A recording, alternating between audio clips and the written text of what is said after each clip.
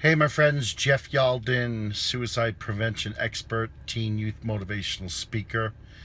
Many of you have been following my journey and overcoming spinal cord fusion, and it's May 4th. It's 10:08 at night. I'm just leaving Waynesboro, Pennsylvania after doing a suicide prevention program. They've been a community that's been hit hard. The last suicide was back in January. There's other stuff that we don't really need to get into. So they brought me in, and I want to share with you just a couple of things. Started at 8 o'clock this morning. It's 10 o'clock, and I'm just leaving. What an amazing day. You know, a lot of people are very concerned, when there's a suicide and they choose to bring me in. It's like, okay, red flags are up. What are we going to do? What's Jeff going to say?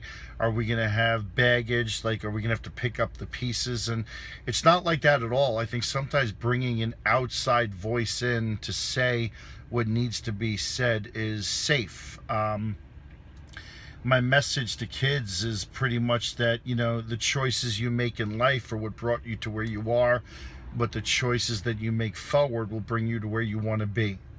I think also attitude, the importance of attitude, and I'm very honest and I'm vulnerable in how I talk to them because I'm candid in my own mental health, dealing with major depression and anxiety and the diagnosis of bipolar type 2. And I listen, I've ruined a lot of relationships, and I'm not easy, but I think that's what makes me so passionate about working with teenagers and speaking so open and honest with them. Also PTSD.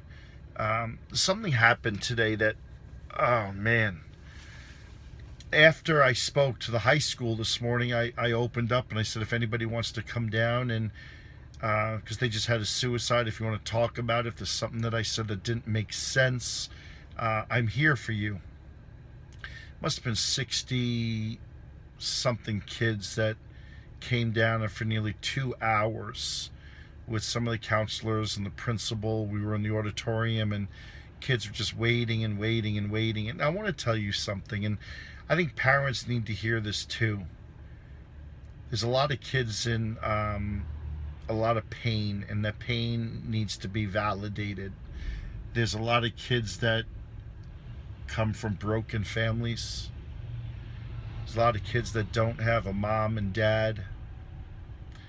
And for the adults, I want to share with you 2 questions that every child asks the trusted adults in their life. Number 1, can I trust you? And number 2, do you care about me? If you're a parent and you can't answer those 2 questions with a yes, we need to reevaluate how we're parenting. I met a lot of kids today that are struggling. This is a beautiful community, but a community that lives in a bubble. But the reality, there's a lot of kids that are searching for meaning and understanding and looking for direction in life as they try and figure out who they are. It was an amazing day. I know that we changed lives.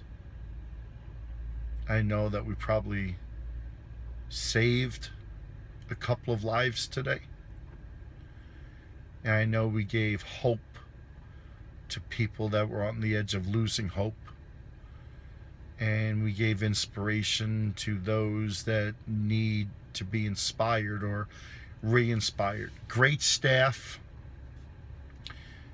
great administration. I loved that the superintendent was very present, the assistant superintendent, both school psychologists were very present.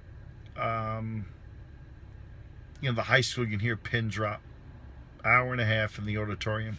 Then the middle school, I spoke to them at 12:15. I mean, who wants to speak to middle school after lunch?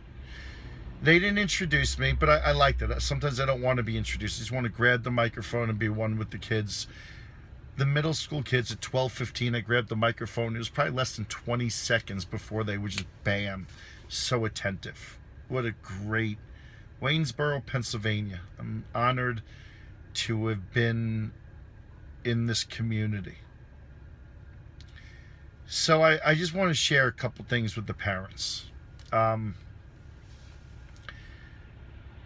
Mental health is not an individual issue that we need to deal with. I think mental health is a family issue that we need to accept, and we need to get comfortable being uncomfortable, asking the right questions. I also think that mental health is very rapidly becoming an economic issue that our government really needs to look at, putting a lot of money towards mental health and therapy for our kids. I think another thing too for parents, I want you to understand cognitive behavioral therapy combined with the doctors prescribing the right medication. Don't give me this medication. Our kids are over medicated. I agree, but I also want to say that our kids are over medicated because our parents aren't taking responsibility to be a part of the process. So as parents, know the medication that your kids are on, watch how the medication is affecting them, and if it's affecting them in a negative way, then be proactive to go back to the doctor and say, listen, I don't think this is working. And so I think with the parents and the child and the doctor, we can find the right medication. And cognitive behavioral therapy is basically working with a therapist to get the therapist to help you think how to respond to situations differently. And so some of you are probably, Jeff, whoa, I'm not, my kid doesn't need therapy. I don't need medications. What can we do? Yeah, I get it. I think there's a few things.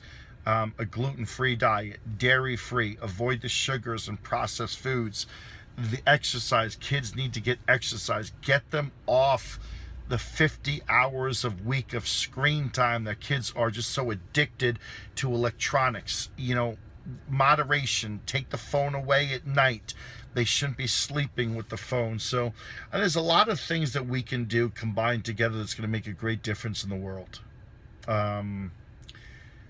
I'm honored. I was going to say it earlier. I forgot. A girl told me today that I was God to her. What an incredible testimonial. But you know what I discovered today? And this is my own mental health. I am most healthy when I am speaking and working with teenagers. But when this girl said this to me, I thought to myself, if you only knew. When I'm not speaking, I'm working so hard to strive to become the man that I want to be. When I am speaking, I feel like I am that man that I want to be. I guess that's why I'm so honored to continue to be invited to work with teenagers and parents and communities on mental health and teen suicide. I'm just blessed. Yeah, it's 10:15. I need to go to sleep. It was a great day in Pennsylvania. Love you all.